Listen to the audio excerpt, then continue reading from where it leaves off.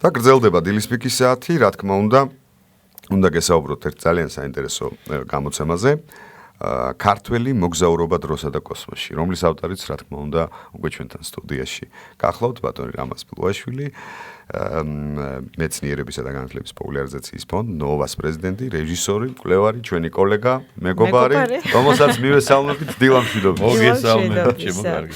ბატონი რამაზ არის ძალიან დიდი სიახლით წიგნის სათაური აღნიშნებ ვაინიკო და უნდა ვთქვათ, რომ 26 აპრილს წიგნის თბილისის წიგნის ბაზრობაზე 18 საათზე ექსპო ჯორჯიას მე-11 პავილიონში შედგება ამ წიგნის წარდგენა და მოკლედ წინ არის ძალიან დიდი ამბები. სანამ დავიწყებთ საუბარს ძალიან ესეთი დამაფიქრებელია სათაურიც ბატონო რამაზ არა თავისი შემოტანით ქართველი წერტილი ამ შემთხვევაში პუნქტუაციას მიიქცია ძალიან ჩემი ყურადღება ქართველი წერტილი მოგზაურობა დროსა და სივრცეში დავიწყოთ ამ სათაურით იმიტომ რომ მართლა ძალიან დამაინტერესა დარწმუნებული რა შევიდა ამ სათაურის ქვეშ რაღაცნაირი კონცეფცია იქნება თქვენს მიერ შემუშავებული დიდი მადლობა მოწვევისთვის ხა პირველად ვარ თქვენს ახალ ბინაში თორე პიკის საათში ჯერ ვარ ნაყოფი რადიოს მელეს კი ემახსოვრება მადლობა მოწვევისთვის, მოგესალმებით მსმენელს. კი, სათაური ზუსტად მაგიტომაც გავაკეთე და აბსოლუტურად შეესაბამება წიგნის შინაარსს, იმიტომ რომ წიგნი, რა თქმა უნდა, მთლიანობაში, ასე ვთქვათ, მისი მთავარი ნაწილი არის ალექსანდრე ქართველიშვილის ამბავი, მაგრამ იცით, აი 20 წელია ამ საქმეს ვაკეთებ. შარშან აგვისტოში შესრულდა 20 წელი, რაც ვიკვლევ ალექსანდრე ქართველიშვილის ცხოვრებას 2005-ის აგვისტოში რო დავიწყე. პრინციპში ეხლა ვამთავრებ, ხო და სულ მინდოდა წიგნი დამეწერა, არაერთხელ უთქვიათ ჩემთვის რომ დაწერე წიგნი, მაგრამ ვერასდროს დავინახე ხა რეჟისორი ვარ და იცით რომ რეჟისორმა თუ არ დაინახა რაღაცა, ხელს არ კიდებს. ყოველ შემთხვევაში ნამდვილი რეჟისორები ესე ვარ. ეს წიგნიც უნდა დამენახა. და ოც ვფიქრობდი ხა რამდენი ადამიანი იცით ვისაც თვითმფრინავის მოტორების სიმძლავრე სპეციფიკაციები აინტერესებს. ესეთი თემა კონკრეტულად. მაგრამ აი 20 წლის შემდეგ რო გადავხედე აი ამ 20 წელიწადს და რო დავინახე საოცარი ისტორიები, რაც ამ კვლევაზე ამერიკაში, მთელი ამერიკის გარშემო ვეძებდი, ხო? ეს გარდა იმისა, რომ თავგადასავლები ძალიან ბევრი გადავხდა, ხო? ის რომ უამრავი საოცრად საინტერესო ადამიანი შევიძინე აი ამ 20 წლის განმავლობაში, რომლებიც დღეს ჩემი მეგობრები არიან. ბევრი ადამიანი გვერდში დამიდგა, რომელიც დღეს ემოციური ისტორიად იქცა, ასე შემდეგ და ასე შემდეგ. გადავწყვიტე რომ როგორც რეჟისორმა გამეკეთებინა წიგნი, სადაც ორ ამბავს მოყვებოდი. ამბავს ალექსანდრე ქართველიშვილისა, რომელიც აღმოვაჩინე და საქართველოს ჩამოვიტანე და უკვე ჩემ ამბავს.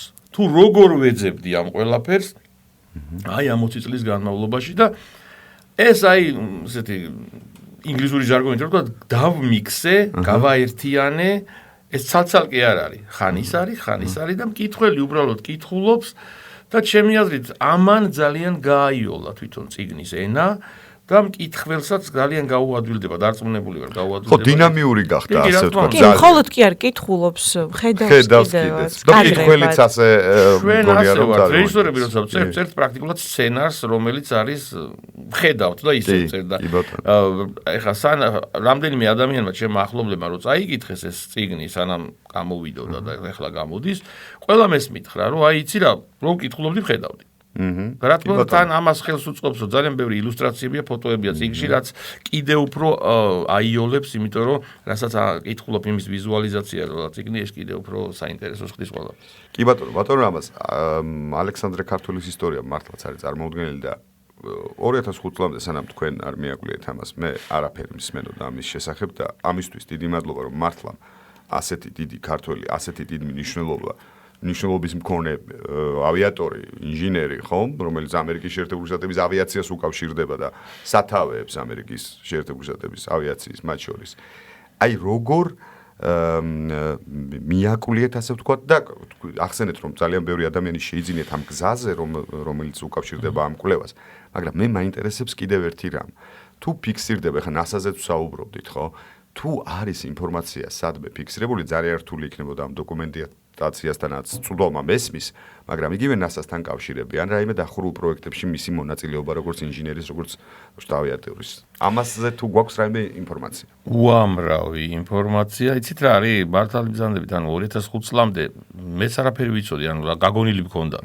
ხა, იცით, ვინც ჩახედული იყო ამაში 87-ში თუ 88 წელს გაზეთ კომუნისტში ყოფილა პატარა სტატია, რომ ვიღაც ქართველი არის ამერიკაში. ეს იყო და ეს ან ძირეულად ხალხმა საერთოდ არ იცოდა ამან ადამიანს არსებობა. და მე რო დავიწყე საქმე, ნელ-ნელა ხო, ეხლა უკვე უამრავი თუ რამე არსებობს ქართველში ყველაფერია. და იცით ეხლა NASA ახსენეთ თქვენ და ალექსანდრე ქართველიშვილმა მიმიყვანა მე NASA-ში. მართლა ასეა და წიგნში წყვებია ამ ამბავს, ხო, იმიტომ რომ კვლევის დროს მე აღმოვაჩინე წერილი, ეს არის წერილი დათარიღებული 1958 წლით, 1958-ში შეიქმნა NASA. იმ ფორმით, რაც დღეს არის. მანამდე იყო NACA, ეხლა არის NASA.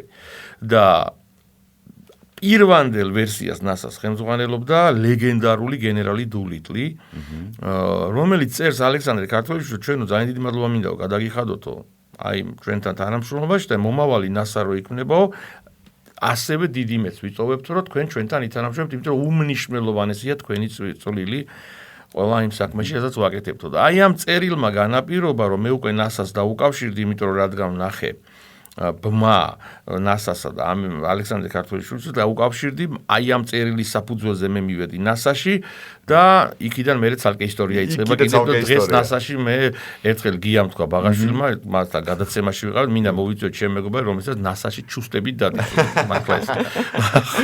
ხო, და რაღაც მყარი კავშირები ჩამოვარდა და ძალიან ბევრი საინტერესო პროექტი მათ შორის კი. ბატონო, რამე აუცილებლად უნდა ვახსენოთ ეს მეორე მოგზაურობა, ხო, რომელიც ამ შემთხვევაში ასეც ვსაუბრობდით, იმის შემდეგ გვიან წლებში იწყება. 80-იანი წლებია და პატარა ბიჭის ემოციები, წამები, რომელიც არის აღწერილი და რომელიც გვინდა გაგვიზიაროთ. ეს პატარა ბიჭი წიგნში გახლავთ თავად ავტორი და ჩვენი რესპონდენტი ბატონი რამაზ ბუაშვილი და აი ეს მნიშვნელოვანი წამები, როდესაც თქვენ იდექით, როგორც წერთ, ცივ რკინის მესერთან და გიშოსთან და პირველად ხედავდით აფრენილ თვითმფრინავს. ამის წაკითხვა უკვე ძალიან ემოციური ამბავია მკითხველისთვის. მართლა ასე იყო. მინდა რომ მსმენელისთვისაც გაიხსენოთ ეს წამები და რა იყო ასეთი მნიშვნელოვანი, რა გარდატეხა მოხდა თქვენთვის? ფაქტობრივად ინტოქსიკაცია ავიაცია. ამ მეორე მოგზაურობას თქვენს წიგნში იწყებთ ამით. კი, ასეა, იცით, მართლა ესე იყო, ჩვენ პატარები ვიყავით, მე და ჩემი ძმა და რატომღაც გვიყვანდა პატარებლები. ეტყობა მამაჩემი ხაშურში რო გაზრდილი რაღაც წამოყვა ხაშური. ხო და მამაჩემა წავიყვანა აეროპორტში მახსოვს და იცით, პატარა ბავშვისთვის, რომელიც მიწერია კი წიგნში ხა თუ 254 საბჭოთა თვითმფრინავი იყო, რომელიც ეხლა რო შევხედო ძალიან პატარაა ეს თვითმფრინავი, იმ თვითმფრინავთან შედარებით, რომელსაც მე დავფრინავ დღეს, მაგრამ ის იყო ჩემთვის და რო დავინახე ეს თვითმფრინავი მამაჩემა რომ მითხრა რომ ეს ხა გაფრინდებაო, წარმოუდგენელი რა უნდა გაფრინდეს, ამ ხელა რაღაც როგორ უნდა გაფრინდეს, ხო? ჩიტი მინახია რომ გაფრინდა, ეს რო და აი ის როგორც მაგ აღწერილი, აი ეს მოტორების გოგუნი რო გავიგე, ხო? არა, მანამდე თვითმფრინავი საშკი მყავდა დანახული, მაგრამ ის რომ ჩემ თვალწინ აი ეს ამ ხელა ხომალდი ჰაერში ავიდა, იმ წამში რაღაცა მოხდა ჩემში, როგორც ბავშვში მოხდა ის, რომ მე მაინტერესებდა ეს სამყარო. და ნიშანობლივია წიგნში მიწერია კიდეც, რომ საბოლოო ჯამში ჩემი წიგნი დღეს რო არსებობს, ისევ ავიაკომპანიის დამსახურებაა. და აი ეს ფოტო, რომელიც შემთხვევით გადავიღე, რომელმაც გააერთიანა ავიაცია და კოსმოსი, შემთხვევით მოხდა იმ ფოტოში ავიაკომპანია ჯეოსკაის თვითმფრინავი და აი ესე მოხდა, რომ ავიაკომპანიამ ძალიან კარგი ხალხი, რომელმაც იცით რატო დამიბარეს და მითხეს, რომ ჩვენ ეს უნდა გავაკეთოთ. ერთია რომ ქართული საქმეაო და მეორე ავიაციის პოპულარიზაციაში შეგვაგწვლილიო და ამას ძალიან მივესალმები და კომპანია ჯეოსკაის სხვამაც რომ მიბადოს, რომ თავთავიანთ ასე ვთქვათ, ინდუსტრიებში რომ შეიტანონ წვლილი, რომ პოპულარიზაცია მოახდინონ ამ შემთხვევაში ავიაციის, ხო? ბევრად წინ წავალ თვითონ ქვეყანა. და აი ასე იყო, კი, პატარა ბავშვმა დავინახე თვითმფრინავი, და აგერ უკვე 50 წლის ხდები სექტემბერში ხელში მიჭირავს წიგნი, რომელსაც დაედო საფუძველი მაშინ. აი, კაიროში. წამები და ის შეგეცნება. ბატონო რამაზ, ალბათ აუცილებლად უნდა ვახსენოთ ჩვენ საუბარს ისე ვერ დავასრულებთ, ჩაკრულო, ხო? ეს მოგზაურობა. ნასასთან კავშირები და ვოიაჟერი და ოქროსპირპიტა და ასე შემდეგ ესეც თემატიკა იქნება. თქვენ გიკავშირდებათ და ამას მკითხველი გაიგებს, ხო? კი ბატონო, მე გეტყვით. რა გზა გაიარა. ამ წიგნში, როგორც მოგახსენეთ, ქართველი შვილმა მიმიყვანა ნასაში. და ეხლა პრინციპში თქვენ ეთერში პირველად გავაჟღერებ ამას. ეს წიგნი თავდება ვოიაჟერის და ჩაკრულოს ამბავით. მკითხველი გაიგებს იმ ისტორიას, რომელიც მე ჩამოვიტანე ნასადან საქართველოში. მაგრამ ეს შედარებით მოკლედ არის მოყოლილი ამ წიგნში, ანუ დეტალები ნაკლებად არის ბევრია, მაგრამ ის რაც იყო და რატომ? იმიტომ რომ გაისად სრულდება 50 წელი ვოიაჟერის კოსმოსში გაშვებისგან და ჩაკრულოს და შესაბამისად აგერ ახლა პირველად ვაცხადებ თქვენ ეთერში, რომ ვიწყებ მუშაობას მეორე წიგნზე, რომელიც მიეძღვნება მხოლოდ ვოიაჟერს და ჩაკრულოს, რომელიც იქნება ასევე უფრო დოკუმენტური ფილმის სტილში, სადაც იქნება ძალიან საინტერესო ინტერვიუები, რომლებიც მე წლების განმავლობაში ჩავწერე ლეგენდარულ ადამიანებთან, რომლებიც ამწყრად ბევრი ცოცხალიც აღარ არის. აი ეს იქნება მართლაც დასრულებული ამბავი ვოიაჟერისა და ჩაკრულოსი, რომელიც გამოვა 50 წლის მერე მისი კოსმოსში გაშვებიდან. ეს იქნება გაისად. გაჟღერდა ახლა პირველად ვამბობ ამას. ჩვენ ახლა ავიაციაზე მაინც მთავარი აქცენტი, ასე ვთქვათ, ამ წიგნის ხო მთავარი მაინც არის ქართველი შვილის ეს 8 წელი, რაც ავიაციაშია. როგორც ავიაციით მოწამლულ ადამიანს მინდა გკითხოთ ახლა.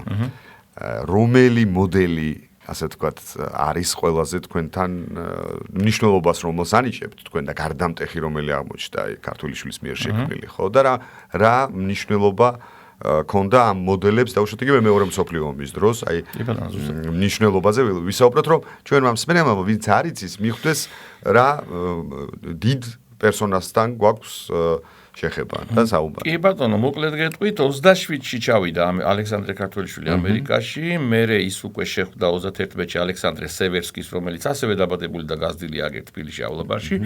და აი ამ ორმა თბილისელმა დაიწყო სევერსკი Aircraft Corporation.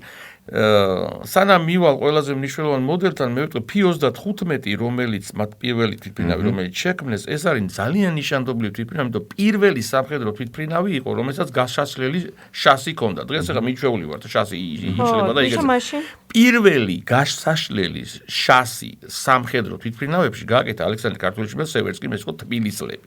და ერთ-ერთი ყველაზე მოდერნისტული იმ დროისთვის თვითმფრინავი იყო P-35, მაგრამ P-35-ის დაედო საფუძვლად უკვე ლეგენდარულ P-47-ს, რომელიც მათ აი უდიდესი წვლილი შეიტანა მეორე მსოფლიო ომის გამარჯვებაში. P-47 ისტორიაში ყველაზე მეტი გაკეთა 15600 P-47 შეიქმნა მეორე მსოფლიო ომის დროს. ერთ-ერთი საბაზისო მოდელი. კი, ნუ ეს იყო მართლაც ეს იყო მართლაც აი ხერხემალს ეძახდნენ backbone, ხო? ანუ ხერხემალს ეძახდნენ ამერიკის სამხედრო სახელო ძალების და P-47-მა მართლაც გარდატეხა მოახდინა იმ ხრივ მაგალითად პიკირების დროს პირველი თვითმფრინავი იყო, რომელმაც ზებგერითი სიჩქარე განახორციელა და ასე შემდეგ და შემდეგ ჩვენ შეგვიძლია ბევრი ვილაპარაკოთ, მაგრამ აი თუ შევხედავთ ალექსანდრე ქართველიშვილის მოღვაწეობას და ცხოვრებას, P-47 იყო აი მართლაც აი ყველაზე ესეთი წარმოსაჩენი. მიუხედავად იმისა, რომ მე იყო F-84, მე იყო F-105, ეს მართლაც საოცარი თვითმფრინავი, მაგრამ P-47-მა მართლაც შექმნა ალექსანდრე ქართველიშვილის როგორც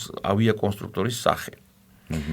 მოკლედ ეს დიდი ისტორია წიგნად იქცა უკვე დეტალები. შეგიძლიათ აი სწორედ ამ წიგნის საშუალებით გაიგოთ და დამერწმუნეთ, რომ საოცარი მოგზაურობა. ანუ აგერ ეს არის რა, კიდე მინდა დავამატებ, რომ ჩვენ სასიკადულო გამომწერლობა არტანოში უდიდესი მადლობა მართლაც პროფესიონალები, რომელთაც ძალიან გამიადვილდა მუშაობა და წიგნის ბაზრობაზე მობრძანდით და ნახავთ 23-დან 26-ზე. 26-ში 6 საათზე არის ჩემი წიგნის პრეზენტაცია. მთელი ამბავია, მოკლედ თქვენთან უკვე ავტორთან შეხვედრის, ისტორიების მოსმენის და წიგნში მოგზაურობის და ეს მოგზაურობა დედამიწასაც კი ცდება. თავისი არსით და მნიშვნელობით. მეხსიერება ყველაფერი ეს ერთად, ვისაც გაინტერესებთ, აი შეგიძლიათ უკვე წიგნის ბაზრობის ფარგლებში, ასე ვთქვათ, განაგრძოთ ურთიერთობა ბატონ რამასთანაც და რა თქმა უნდა, ამარა ჩვეულებრივ გამოცემასთან. რამაზ ბულაშვილი იყო ჩვენთან ერთად, მეცნიერებისა და განათლების პოპულარიზაციის ფონდ ნოვას პრეზიდენტი, რეჟისორი, მკვლევარი, პიკი საათის მეგობარი და ჩვენი კოლეგა. დიდი და არ მთავრდება რეგალიების ბატონ რამაზ, დიდი მადლობა და წარმატება იმ ახალ საქმეშიც, რასაც გეგმავთ და გელოდებით არა ერთხელ ჩვენთან. სიამოვნებით.